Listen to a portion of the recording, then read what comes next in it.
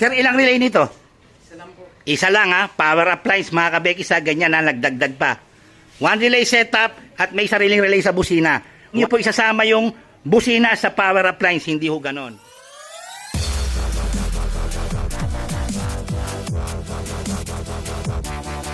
Meron po nagsasabi na gumagawa ng power appliance, sinundan yung power appliance ko, wala daw silbi. Kumukurap na raw. Isang follower na tanga na tumandang paurong. Sir, shout out. Sir Frederick Serrano, from Project Porsi, sir. Kailan ko ginawa to? 2021 mga kabekis, 2024 na po, November. Bumalik para mapadagdag nito, laser gun. Tapos ito, Senlo nagpapalit siya. Yung atom niya kasi hindi na umikot yung pan at nasisira na, lumalabo. So ito, no, yung tatanga-tanga manood ka, no. Hindi ko na paanda rin pala. Buksan natin yung MDL high beam. Buksan natin tong laser gun.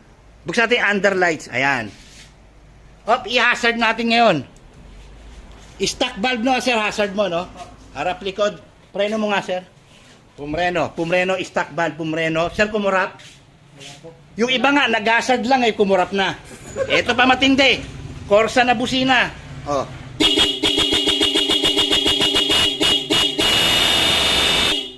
May kumurap, sir. Oh, yung tanga na nagsasabi na yung sinundan daw niya yung akin, kumurap doon kanya. Andun ang ibig sabihin nun. Mali ang sinundan mo kasi tanga ka. Ganun lang kasimple yung paliwanag. Yung sa akin magpo 4 years hindi kumurap, mas maganda raw yung kanya. Yung mga followers natin, huwag kayo magpapagawa sa mga bulaang propeta ng power appliance, no? Dapat ganyan po yan. Hazard, walang kurap, bumusina, walang kurap. Si sir lang ang kumurap. Ayan na, CT125 ha. Ganyan yung voltage niya, ganyan lang ha. Patay makina, busina. Pag ito kumurap si sir, bibilang ko ng NMAX version 8.